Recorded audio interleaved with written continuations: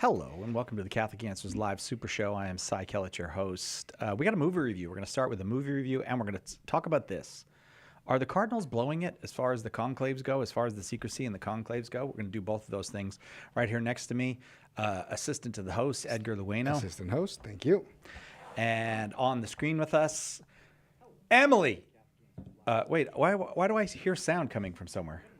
Oh, that's on me. Oh, my audio's up. Uh-oh. Rookie He's fired. mistake. He's fired. Remember, we said if anybody plays any audio during the show, they're fired. So we'll. Hi, Emily. Hi, Cy. Is that I don't see Emily on the video, but you guys got her on there. Are we getting her in? All right, let's see Emily. Emily is married. She's married. Yay! Yep. Congratulations! Congratulations! Welcome to the club. You're almost 4 weeks married.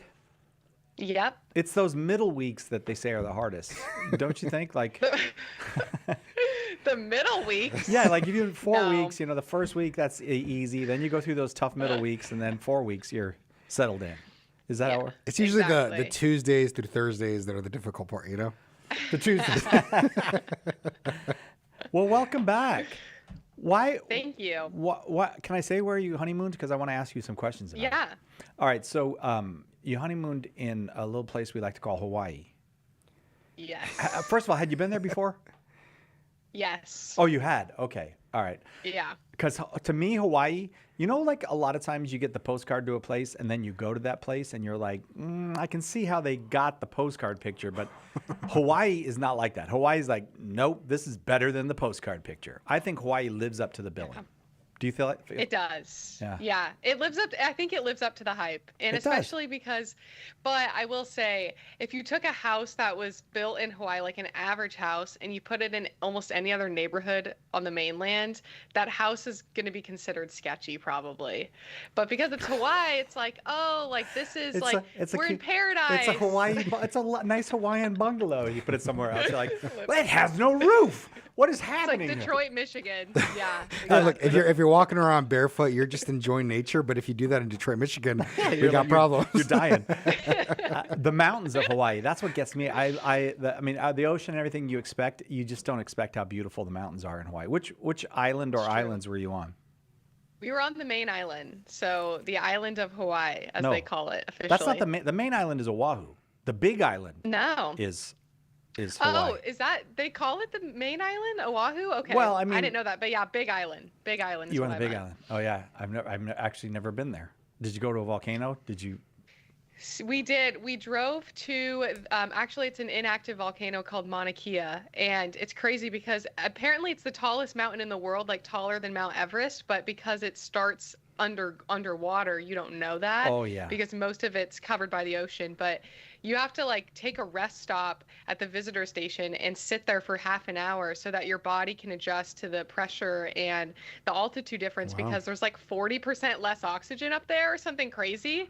If So someone we offered definitely that were to me and feeling said it. you can go there or just have an extra day on the beach, I would never see the top of that mountain. I would so much. It's warm.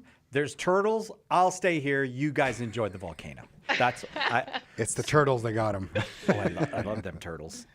I did see a turtle. I also saw dolphins. I heard them underwater. Like we heard Isn't their that little cool? like high pitch. Yeah. And then we got up and there was like a pod of them, but they're so strict about remaining 50 feet away from them. So there was like this Hawaiian guy on shore like screaming at us to like not swim towards them and like go to the shore, go to the shore. So, but we saw him from a distance, so that was cool. Yeah, man, that's funny because in California, like the surfers surf with the dolphins. Like the dolphins are going to be fine. Exactly. But I do appreciate that. I Exactly. think we should protect marine mammals. I think we should take all that. I think that's fine.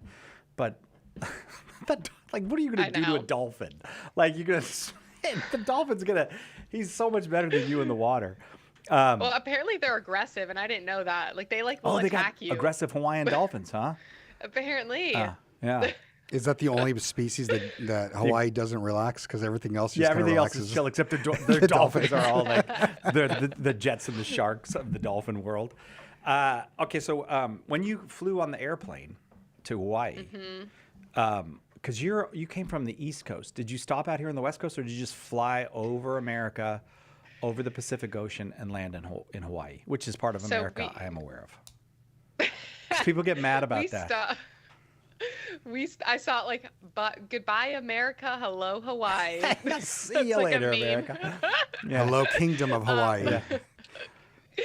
But we stopped in DFW, so it was like a 9.5 hour flight from Texas to Hawaii, which was pretty brutal. And we were in one of the older airplanes, so it was smaller. Like the leg room was a lot tighter, and they just didn't have like the Wi-Fi and like the typical gadgets that yeah. I was excited for, because our flight from Charlotte to DFW, it was like, oh, we got free Wi-Fi now for everybody on American. Yeah. I was like, awesome. And then Not this plane. I get onto the next plane. Yeah. And I was like, oh, They're like, shoot. Okay. You're doing like the Indiana Jones thing. But if you fly from Charlotte to Dallas to get to Hawaii, you're definitely on American Airlines. That's American Airlines all the way. All right. So did you watch movies on the plane? I did. Did you happen to watch the movie Wake Up Dead Man, a Knives Out adventure or whatever it's called? Mystery. A Knives Out mystery? You Not didn't? on the plane. Oh, you I watched it over Christmas with my in-laws. And tell me how awesome it you- was. It was absolutely horrible. Okay. And awkward. The reason we're going to talk about it, I mean, I do think we're going to do more movie reviews. We're going to get it. We're going to get in the movie review business. Yes, we are. Because Father Mike Schmitz did, and if he does, we just copy what he does here. No. Hold on. Yeah. I got a Oh, bone. no. I have a bone to pick with He Cy does- Kellett. In all fairness, he does have a bone to pick with me. Because Thomas, back in December, said, hey, you guys should check this movie out. I watched it and I said, Cy, we need to review this movie. This movie is awesome. And for many reasons. And he's like, last movie you made me watch was Demon Hunters. I just kind of don't want to do that. K-pop Demon Hunters. Yeah. I was like, no, I'm not watching these movies that Edgar So makes me he watch. So he ignored it, and then January comes around, and then boom, Father Gregory Pine talks about it, and then Father Mike Schmitz talks about it. And it's like, all right, now we're gonna look like we copied them. Thanks, Cy. Well, I didn't even know. How do you like them turtles? Somehow Emily has become the judge of this fight. But Emily, I did not know that other people had reviewed it. I tried to watch it with my wife. She was not interested in it, so I finished it.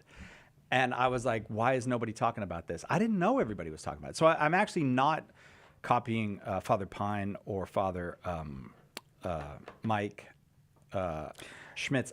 Here's the deal. This will be a Catholic review, but not from a priest. That's what we're doing. There we That's go. the different the twist on it that we're going to do. The normal / not so normal Catholics.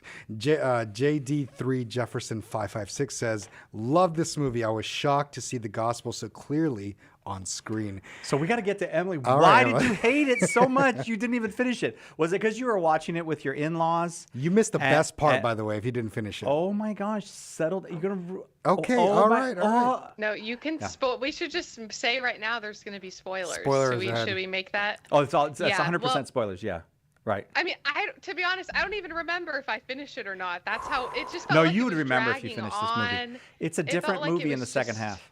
The second half of this movie is a different. Because here's So- my deal. I agreed with you the first half of this movie. I thought this is stupid. First of all, a Catholic parish with 7 parishioners and a priest who's That's not the weird part. Let's be honest. a priest whose dad founded the parish. I thought the guy Jeffrey Wright, I think that's his name. Jeffrey Wright played the Archbishop perfectly. He was so good. Yeah. But and Josh Brolin's always good. He always does a good job. But the character was not believable at all. He was. I thought the first half of the movie was a train wreck, and then the two priests are making a confession to each other, and they each take turns making these really blasphemous confessions in which nobody absolves anyone. Yep. No, absolutely. And I was like, Exactly. this is everything I hate about when they try to depict Catholics on Netflix. It's totally unrealistic. None of it has anything to do with. And also, one more thing. Have you ever seen a priest preach from an ambo that's 10 feet over the in Europe, yeah.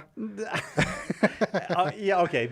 No, I don't even think they do it in Europe anymore. They don't even Yes, go up there they do. anymore. My No, parish cathedrals has do it that. too. My parish Oh, really? has that. All right, then I take that back. Yeah, but it's huge. It just looked so ridiculous, 10 feet up in the air above 7 parishioners who are the same parishioners that come to every mass. And but the second half, Emily, they turned it around on me. Oh, yeah. They made me rethink my whole. I might even like Netflix. Nah, I don't like Netflix. We're not there. We're not there yet. I'm not going that far, but this movie had redeeming qualities, Emily. Like profoundly beautiful redeeming qualities. And I'm going to tell you something right now. After I finished the movie and my wife did not finish it, we went to breakfast the next day. And I started describing what I saw in this movie and what I loved about it. Please don't. I know you're going to carry this around and make fun of me about it later. I started weeping in front of my wife. I was like, because I saw something that I had not seen in a movie before. I was like, and I didn't know it was coming. I started describing it. I was like, it was You have the most horrible. graceful cry, by the way. It was beautiful. It was beautiful, Emily. So you missed a work of art. The first half of the movie is still trash. I agree with you completely. It's total trash. The redeeming character in all of this is truly the young priest. I forget his name. Absolutely beautiful. He Yeah. did a perfect job. Keep talking. Let me look it up. I don't know, but the actor is wonderful. He was in a TV show called The Dorals of Corfu. That was a BBC TV show. He was also on The Crown, by the way. He was on The Crown? He was, yeah. But I never saw. He's a wonderful actor who was amazing. I thought that the second half of the movie was it was a partnership and a duel between the detective and the priest.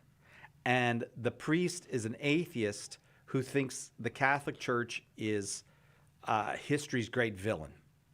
And the priest is a believer who believes the Catholic Church. I'm not exactly sure what he believes about the Catholic Church, but he believes that as a Catholic priest, he can convey the real God to people and the real God who loves them. So it's a battle of this. Yeah, right. Of these two, the intellectual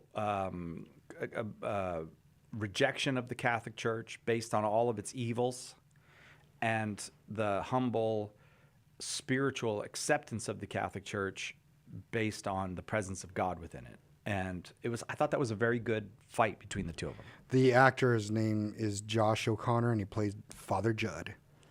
Father Judd, yeah. Also a stupid name. But It is. But tell them. Okay, I'll set it up and you knock it down. All right. Well, I'm going to tell you the scene that made me weep in front of my wife. The only time I've ever wept. She didn't know that I was able to cry before that. He has tear ducts, by the way. She didn't know I was. She was like, "Oh, you can cry." I was like, "Be quiet." So they catch the murderer. The murder mystery is actually kind of convoluted and dumb. Like, as far as a mystery goes, I didn't think it was that great. There's a couple things that were nice touches, but it was mostly dumb. But as a study of these two personalities in both partnering with one another, respecting one another, but also in conflict with one another on the central theme of whether or not religion, and particularly the Catholic religion, is true, I thought it was wonderful. So at the end of the movie, Emily, and I'm not going to cry because I wept with my wife. I'm not going to do it. But at the end of the movie, the detective has been.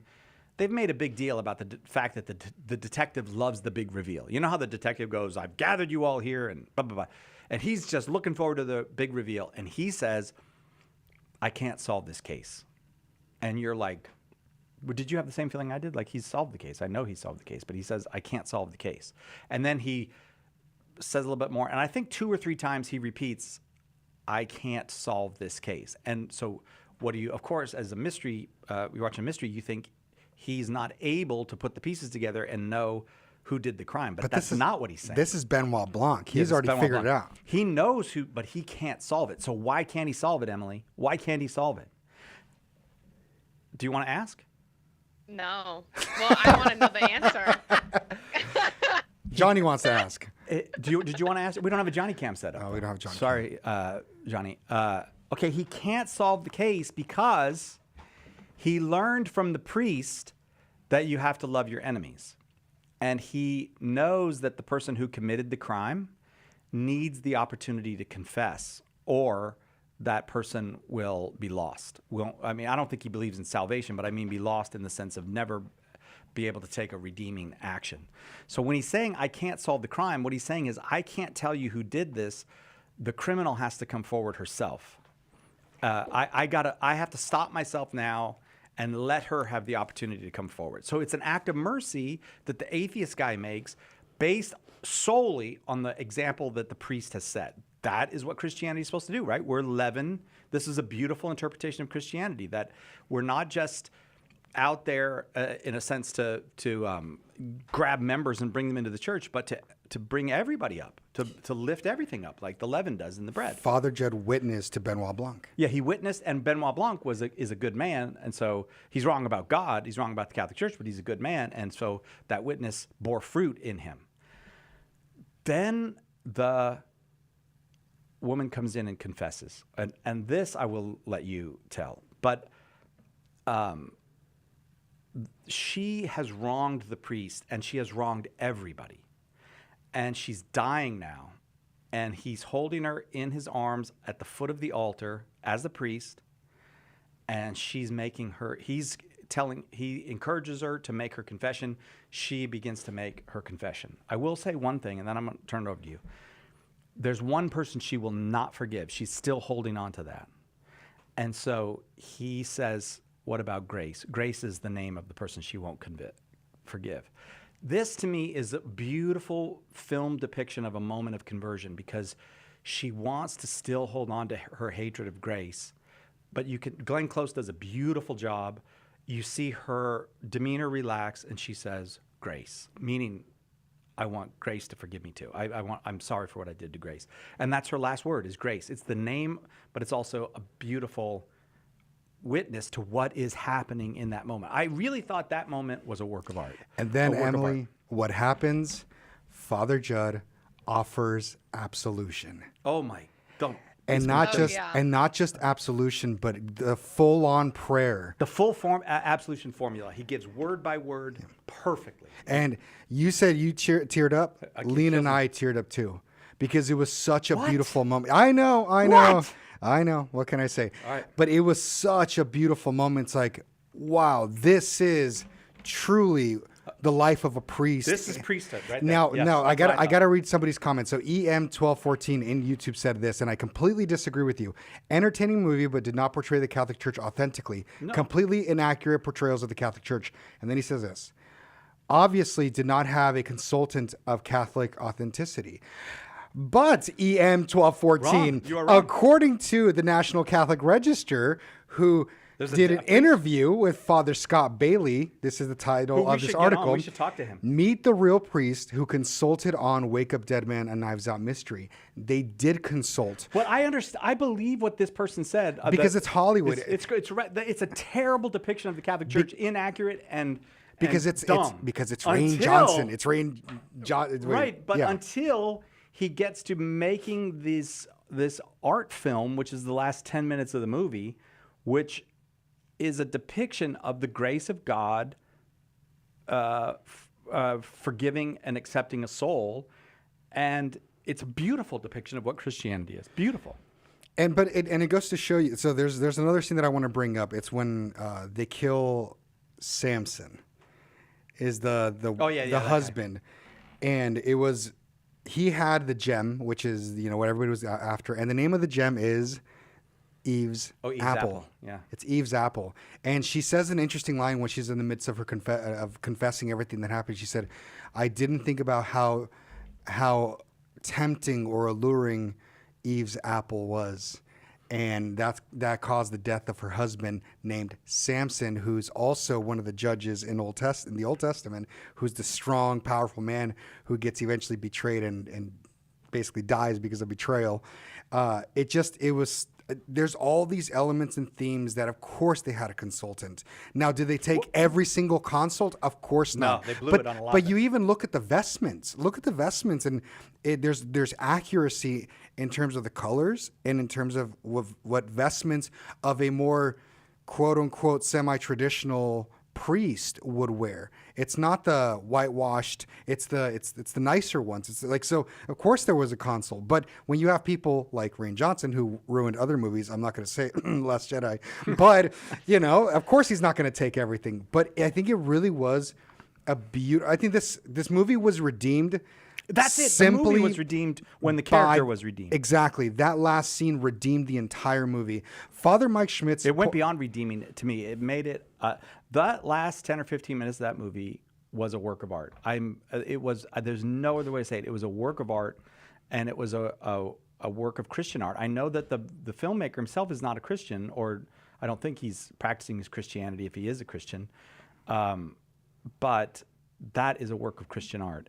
I don't know how else to say it. And let me ask you this, if I can. Then we're going to get Emily to come in here and tell us why we're all stupid. But when he is saying the formula of absolution, I'm so happy to be a Catholic. I'm like, this is it. This is what the Catholic faith is about. But when he says, I absolve you, because no one has said, this is one thing that Johnson actually did good. I thought he was being dumb by all these confessions, and no one ever says, I absolve you. I said, that's lame when I saw that. It's just lame throughout but artistically, the reason is he's saving the words, I absolve you, until the last 3 or 4 minutes of the film. The heaviness of it. It hits you so hard. You are like, because I've had priests have said, I absolve you to me, and I know what that means, and it killed me. I was like, this is a beautiful expression of the Christian faith. Sometimes when you go to confession, I know I'm sure most Catholics, if not all Catholics, have experienced this. When you go to confession, you hear the words of absolution, and sometimes like, okay, here we go again, and you don't feel anything. There's at least some point in your life where it's like it just feels like it's another word of repetition. Sins, you need to work on develop some better sins. Those are rookie numbers, huh? That's rookie work. But what this film does beautifully is it shows you the weight of every word in the formula, in the proper formula of the sacrament. You hang on every single word. And when you realize, when you go from as a Catholic, oh, this is just a movie that's being depicted, to hold on a second. These are the words that are said to me when I'm truly absolved in the actual sacrament of reconciliation. It's just like, and Glenn Close went to heaven. Yep. I'm like, the movie Glenn Close went to heaven. There was one morally problematic thing at the end. I think the priest stole the diamond from the guy who should have inherited it. The priest kept that diamond. Yeah. He never turned it over. I think that's a moral problem. And I think they did it as a kind of joke, but that does mar the movie, because that priest should have turned Father Judd? He should have turned the diamond over to the guy, even though the guy was a bad guy. Yeah. It doesn't belong to you, Father. Turn it over. Turn it over to the guy that it belongs to. Remind me who it belongs to. The kid that the priest fathered. The one that kept filming the guy that social kept filming. Oh, you mean Sai? Yes, Oh, yeah, that's right. That guy's name was Sai. That was the best part of the movie. All right, Emily, go ahead. We talked, and you were very patient, and I thank you for that. And you didn't roll your eyes. Go ahead and correct us. Well, so when you retelling all this, it made me realize I did watch it till the end, and I did pick up on how he did actually say the that full prayer of absolution. But to be honest, I don't know. Had you given up at that point? My husband is a movie snob, and Edgar and him talked about this when Edgar was in Charlotte. But so I think he's rubbing off on me. But when I saw that scene, you're gonna hate me, but I just thought that's cheesy. Her dying right in the middle of the church floor. Just hang up on Emily. Just hang up on her. I'm like, oh gosh, that is so bad. That is so bad. I personally, the thing that irks me is Hollywood can never make the Catholic priest just the good guy. They have to throw in this really obnoxious, evil priest in the mix so that you can see, it feels like, they're throwing something at us to make you still wonder, is the Catholic Church really all this? Can I push back on that? Go ahead. I fully agree with you. Definitely push back, because it's wrong. Yeah. It's completely wrong. So push back. I completely agree with you that they still portray the priest as this evil angry, bitter person who wants to condemn everybody to hell. You still have that. But the other priest, the one has redemptive qualities, who is truly the protagonist of the film, he's not portrayed as some crazy, progressive, I want to overturn every single teaching of the church, and he's the true hero. He genuinely has the heart of a priest. And I think that's the redeeming quality of what Netflix was able to pull off in a just pool of just mud with pigs. They finally actually had a pearl in there. It was a pearl too, I think. But my thing is, you can depict the heart of a priest without putting in a priest that is very much like, sure, there are bad priests, right? We can all acknowledge that. But to me, that was just another extreme of like, my eyes were rolling throughout the film of like, this is just to another level of obnoxious. I think you're right about that. And as I said, I am a great admirer of Josh Brolin. I think he's a very fine actor. I am not picking on him. But it does seem to me that there was a kind of false artistry here, that priest actually was an attack on evangelical Christians, not on Catholics. And it seems to me that the maker of this film doesn't like right-wing evangelical Christians. And I think that's what that priest was, because he was using the code words of MAGA, or he wasn't. He was, and to me that was so cheap and artless. It really was.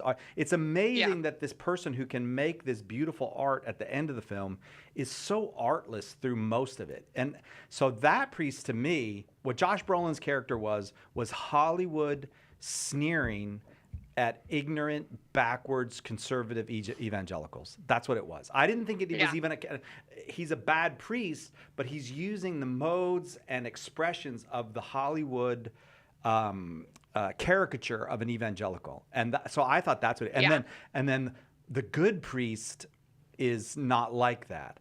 That was such a phony dichotomy. That is not a real split in Christianity. The split in Christianity is at the heart of Christianity, the division is Christ is God. I like Christianity, or I like going to church. The Christ is God side, there's conservatives, there's liberals, there's all kinds of people. There's healthy people, unhealthy people, smart people, dumb people. I don't think that among those who believe that Christ is God, you get a type. Because I think the Holy Spirit calls who the Holy Spirit wills into that, and the ones who hear that call and accept it they come. So I think it was a dumb division of the church between nice, good priest and evangelical fire breather over here. That's a stupid distinction. I think what he was trying to do is depict the super political, focusing on heaven and hell. And on the other, what he thought he was doing was the dichotomy of, well, this is a priest that just cares about people. But little does he know that that's what a priest actually does, cares about the people and the salvation of their soul. Like it's a blend of both. And I think without even knowing it, he depicted that blend beautifully for both of those things, especially the scene when he's talking to the lady on the phone from it's like a tow company, or what was I loved that scene. That was the scene where the movie turned from just junk into a movie. Where Father Judd stopped trying to solve the mystery, and he went into priest mode. And he prayed. And he prayed with a person. He literally stopped everything around him, and he just was present. Yeah. It's like, how can I pray for you, or whatever he said. And that's the movie that Benoit Blanc began to take him seriously too. I mean, that's the moment where Benoit Blanc looked at him and said, "This is not." Somebody I understand. I think that's why he was at the end of the movie able to go, I can't solve this crime. And if you noticed, and Father Mike Schmitz also points this out, that what it shows is Benoit Blanc is waiting there and it gets dark. So which means he's been there for a very long time. Which, okay, if a priest goes in, hey, talk to you for a few minutes and then goes, then like, all right, fine, let's continue to solve this mystery. And he probably wouldn't have changed his mind, but realizing, oh no, he's taking this serious. Yeah. Like this is actually where his heart is. Right. And that was a turning point, I think. Yeah, because that's a self-sacrifice. To listen to another person when you don't want to is a sacrifice of the self. And Benoit Blanc witnessed the priest sacrifice himself. And I think if people knew priests, they would know that, that priest is sitting there having dinner or watching the baseball game and gets a call that says somebody's dying at the hospital, they get in their Toyota Corolla and they drive over to that hospital, and they like their life is constant, at least the good ones. Because I don't want to, I'm against this bad priest, but I don't want to say, like, some good priests do suffer because there are bad priests in the ministry. But for the most part, that surrendering my wants and my needs for the good of others is the life of the priest. And I think that was the witness that actually struck Benoit Blanc. Like, this man, he's laying down his life for another person. All right. I agree. But you thought it was cheesy, and you don't. I thought I would not call it a good movie. I would say there were maybe some good themes throughout it, but I would say the movie as a whole, you take the mystery, you take the scripting, you take certain aspects of it. I would say I did not like it. I wouldn't watch it again. It's so funny. I agree with you on all of that. I could appreciate some beautiful moments. I would say I would much rather prefer a film that didn't have as explicit Catholic themes, but still had redemptive elements to it that would be considered sort of like a Christian-like story, just not explicitly a Catholic church where it's being set or something. All right. I would much rather watch a movie like that than Knives Out. But I did watch it because I had a friend recommend it and she wanted to know my thoughts on it. So I was like, okay, I'll watch it. And yeah. So let me ask you, did you watch the other two, the Knives Out, the first one, and Glass Onion? I've seen all of them. You, Emily? I've watched the first one. I haven't watched Glass Onion. Okay. Rank them. I couldn't. I mean, as far as the quality of movies go, the first one was the best Mystery? put together. As a whole work, it definitely worked the best. As the thing that excited me most artistically, as much as it's junk, a lot of it is just junk. The third one is head and shoulders above. I thought the second one is utterly not memorable. Okay, and based off of the two that you watched, Emily, how do you place them? Oh, I would say the first one was definitely a lot better. Okay. More engaging. The storyline just felt like it flowed a lot more smoothly. So yeah. Yeah, But you do love Jesus, though, right? Like, because you're coming across as a real hater here. Someone had to have the other side. So Oh yeah, definitely. You should be thanking me. No, I agree with you completely. And there should always be somebody wrong in the room. I agree. Well, I mean, these kinds of things strike you differently at different times. I've had movies that I watched that I thought were great, and I went back and watched them, years later, and I was like, what was I on? Like, this is terrible. So I don't think that there's, it's not an absolute thing, but it was thrilling to me to see the priesthood depicted as priesthood. And I would bet if you did an interview with the filmmaker, some evangelical heard him in the past. He does not like evangelicals. And I think he used a Catholic priest to parody the evangelical preacher, but he's not mad at Catholics. He's mad at evangelicals. No. I will bet you. And conservatives. And conservatives, right. He thinks conservatives are not Christian. I got to say, I love Josh Brolin as an actor. He just, every role that he's taken that I've watched him in, he just does a phenomenal job. So as horrible of a depiction it is of a priest, he did a really good job depicting a horrible priest. That's for sure. Yeah. Yeah, he like, the acting was fine. It was just a terribly written piece. It was dumb. It was, and some, I have to say, did either of you have this feeling? Some of these actors, I'm like, why are they in this movie? Like, what's her name? The wonderful actress that played the sheriff. We never even mentioned her. Oh, Mila Kunis? She's a lovely actress. She does a great. What is she doing in this movie? It's like a cameo. They give her nothing to do. Thomas Hayden Church, one of the great actors. I mean, he's a brilliant actor, Thomas Hayden Church. What is he doing in this movie? Who did he play? Samson. Oh, yeah, that's right. Jeremy Renner did a good job. But then I'm biased because we're from the same area. But Jeremy Renner is really good at making you kind of creeped out. Like, he's a really good, like, I don't like that guy. Don't know if I trust you. And I don't mean that as an actor. I'm not creeped out by Jeremy the person. But who else was in it? Like Glenn Close. I understood why Glenn Close was in it. That's a part that needed a great actress. I didn't like the character, the Daryl McCormick, who plays Cy, simply by the name. Me neither.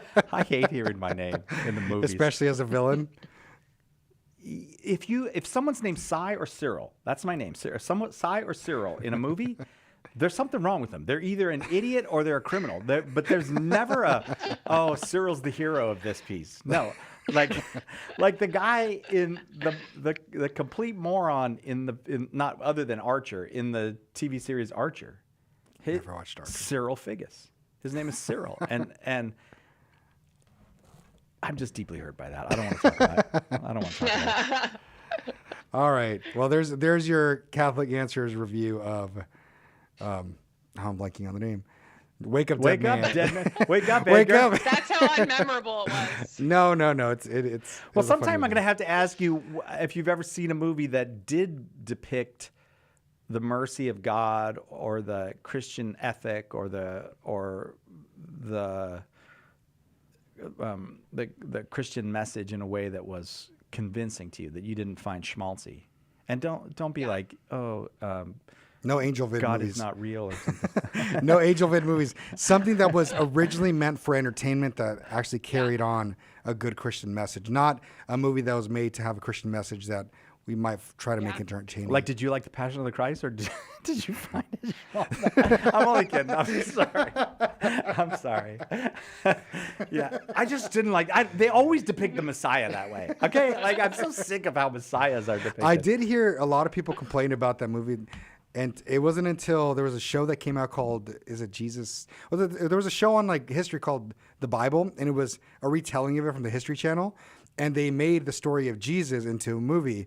And I remember one of the guys that movie reviewers that I really like, he said, I really like this character because every time we would see him in other movies like Passion of the Christ, he's always just like somber and quiet, and he seems angry or upset. It's like, well, yeah, he's getting crucified, my guy. Like, I know, it's literally called The Passion of the Christ. It's not like the adolescence of the Christ or the business of the Christ. He smiled, but probably not when he had a cross on his back. You know, right. It's kind of hard to be cheerful. Although I don't think The Passion of the Christ is Mel Gibson's best movie. Really? No, I think Apocalypto is one of the greatest movies ever made. That's a good movie. One of the greatest movies ever made. Yeah, that's Absolute genius. Yeah. It's genius. Have you ever seen Apocalypto? No. Don't watch it. You'll be like, it's schmaltzy. I'm going to watch it now, and I'll give you my feedback. Just be prepared for blood. It's absolutely brutal. Like It if is. you don't like, if That's you don't fine like. with me. Oh, I love Emily. She's my favorite. Now. Yeah, I like gore, but I don't like Al Gore? paranormal movies. I don't love paranormal movies, but I do like gore. So that won't bother me. That's funny. Clip that. Yeah, hold that. Yeah. All right, I'm going to move on to a different story. The Pillar, the incomparable Ed Condon, has a piece. Is Conclave secrecy dead, and does it matter? What effect do conclave tell-alls have on the rule of law? I don't know if you guys know this, but there's a new book out called The Election of Pope Leo XIV, which alleges to give you the full inside story of the conclave, where people have sworn, did you know this? On pain of excommunication, automatic excommunication, if you talk about when all the, not just the cardinals, but everybody involved, on pain of excommunication reserved to the Holy See, you may not speak about it. But there's now an entire book based on people who spoke about it. It reminds me of what was it? O.J. Simpson writing a book about how he would kill his wife. He actually did it. If I did it. It was literally called If I Did It. This is how I would have done it. It's like, oh, no, I'm not talking about the conclave. This is how I'm just, I would have kind of played out if I was there. Oh, wait. If we had elected American Pope, this is how we would have done it. Does this upset you and worry you, Emily? No, it's love not her. very shocking to me, because think about like how priests, when they go to confession, they can't speak about anything on pain of excommunication, right? So it's like, I don't know. That's actually I feel more like it's serious kinda than the conclave. If a priest talks about confession, he's probably going to get laicized. Like, you're out. And I don't even think they give you chance to. If there were a trial and you were convicted of, what's the name of the crime? I can't remember, but sharing what you heard in confession, I think they'll laicize you and you're done. Because we can't have that. So wait, you think priests are going around talking about what they hear in confession? No, but I mean, I think I could, if I was a priest, that would be much more easy to slip up on than whatever happened in the conclave. Like, think about some of the people that are yapping in there to you, and they're like the old ladies that are like, oh, it's my son's birthday tomorrow, and I don't know, they confess some random sin tangentially related to that. Like, if a priest were to say anything that was mentioned in there, that would be right. Yeah. bad. can't But s- right, but what if when they mention like insignificant details that you kind of like slip your mind? Like, I feel like I would much more easily slip up on that than the conclave, because that's a one-time ordeal basically, versus confession. If I'm saying confession every day, I'm hearing a lot of people's drama and stuff going on. So Yeah, but they're writing books about it. That's what bothers me. I, it is. I don't get it. I don't get taking that vow and then being like, yeah, but let me just tell you a couple things that like. So what are they revealing? Allegedly revealing. It does, a lot of it does seem trivial. Like Condon doesn't like say they shared this important thing, but Condon's point, and I think he's right about this. This kind of started with the election all the way back of Pope John Paul. We started to hear, revelations in the years following. It got worse with Benedict and with Francis. It's gotten progressively worse the last few elections of popes, where there just seems to be this casualness about it. And if I understood Condon's point, he's saying, look, what if something happens in the conclave that is consequential? And we've lost this respect for the secrecy of it. And you could really damage people by, like, his example was, say on the first two ballots, some cardinal or two or three, let's say, this cardinal is looking like he's ascendant towards the papacy. And that cardinal were to make an intervention with the other cardinals and say, look, there's something in my past. I don't want to talk about it, but I can't be elected pope. Find somebody else. I see which direction this is going. This cannot happen. Okay, if there's perfect secrecy, that cardinal that did that is protected. If there's not perfect secrecy, that poor cardinal is going to have his reputation ruined, because it's going to be speculation on what did he do? What is keeping him from being elected? And now I may be misunderstanding Condon's example, but that's the way I understood it. So I think all this chipping away at secrecy, where they tell he tells the story of is it Tagle? Is that how you pronounce the guy from the Philippines? Yeah. So Tagle told the story of how when the last votes were being counted, it was clear that Prevost was going to be elected, and so he gave him a throat lozenge because he said he wanted him to, do a good job when he accepted the papacy. So that's a nice little story that Tagle. I mean, technically, what he did is a violation of canon law by telling that story.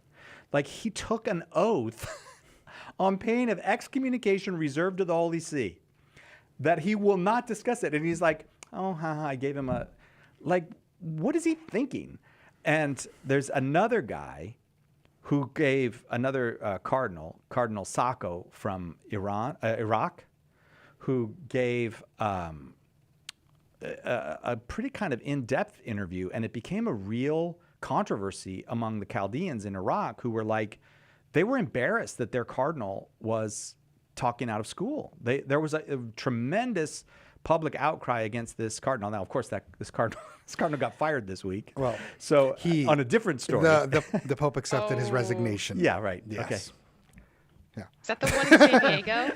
Yeah, that's no. He's not in San Diego. He's the patriarch. He's the patriarch. But the guy in San Diego of the Chaldeans is the one who is under investigation. That's a topic for another show. Well, I mean, it's out there. People can look it up. Just type in Chaldean bishop anywhere on earth today, and you will find the stories about the Chaldean patriarch. But look up at the Pillar. That probably has the best article that you'll find. Not like the secular news articles. So what is the specific verbiage for, like, their silence? Because I mean, I've spoken with numerous priests where they've talked about stuff that's been confessed in confession, but they say that they can't say anything Yeah. that could make you know who it was about or whatever it was. That's like kind of controversial too. I got to tell you, there's some, like, it's funny because J.D. Flynn, if I think it was J.D. Flynn who has written about that very phenomenon in The Pillar, saying, stop it, don't do that. I've had a situation where I've gone to a priest, he was my confessor for the longest time, and then afterwards, we're discussing some situation or topic, and he was like, "Hi, Edgar, that's a learning lesson for you too." And I'm like, I only talked to you about that in confession. Like, I don't think you're supposed to say that to me. Like, no, we're done. But then I had another situation where I needed a little more like counseling afterwards. And the priest said, "Do you want to talk about this?" And I said, "Yeah, actually I would." He said, "Bring this up to me after confession." Oh yeah. So and he came up and he's like, "Hey, so, I went up to him and started talking. So, okay. It's like, so, yeah, how's it going?" Just kind of like opens up the opportunity, but he refused to just even touch it. Like, unless you bring it up to me again, I will not touch it. I think frankly, that priests should be more careful about this, and I certainly think cardinals should be more careful about it. I know that it's charming when a priest tells you confession stories, and I've heard some. I know a very, very good priest who has a very funny story about hearing confessions of second graders, making their first confession. And, when we're in second grade, we don't always get it right. And we don't always know exactly what we're supposed to do. But on the other hand, should he be doing that? Or, famously, Fulton Sheen said hearing the confession of nuns was like being, what does he say, pelted with popcorn? Something like that? Yeah. Something like that, yeah. So I'm thinking, yes, some nuns, I bet. I think Fulton Sheen was being a little bit diplomatic when he said that. But and I love nuns. I'm not, all right, but we all know that nobody's perfect. So I kind of think they should err on the side of caution. I like priests who are very circumspect and don't talk about these things. I said something on the air one time about confession, and I got a note from a priest correcting me about what I said. And he didn't reveal anything. It's just that I said priests probably hear this certain thing the most in confession. And this priest wrote me and said, "No, that's not what we hear the most." And what we actually hear is. Yeah. As I recently heard from Janet Smith of 1431 Drury Lane, he just said, "No, it's more common to hear this." And wait, what was it more common to hear? He told me. I'm curious. He told me that sins of anger are much more common than people think. And I said, "Shut up, Father. Nobody cares what you think." So he was just straightening me out on. Look, if you think you know, you don't know. And here's what we hear a lot of. People are mad at each other, and they do mean things to each other because they're mad at each other. But let me tell you what they are required to pledge or to swear that they take this oath fully aware that an infraction will incur the penalty of automatic excommunication reserved to the Holy See. And then they're also required to swear individually as they enter the Sistine Chapel that in a particular way they promise and swear to observe with the greatest fidelity and with all persons, clerical or lay, secrecy regarding everything that in any way relates to the election of the Roman pontiff and regarding what occurs in the place of the election directly or indirectly related to the results of the vote. This is very strong language. I feel like, and the thing is, I feel like this. Okay, so Leo just got elected. If he writes a letter to the cardinals and says, "Thank you for electing me. Great job. You all have great taste. But I want to remind you of the law that you can't talk about this and that this is very serious. This is not something." Then he looks like an idiot. He looks like, what's this Pope hiding? Like the public will be like, why is he stressing something that other popes don't stress? So hold on a second. So okay, go ahead. Sorry. Yeah, I was going to say, so how is Tagle talking about giving Cardinal Prevost a breath mint? How is that relating to the election in a direct or indirect way? Because in my mind, I would say, well, like, he's talking about giving him a breath mint.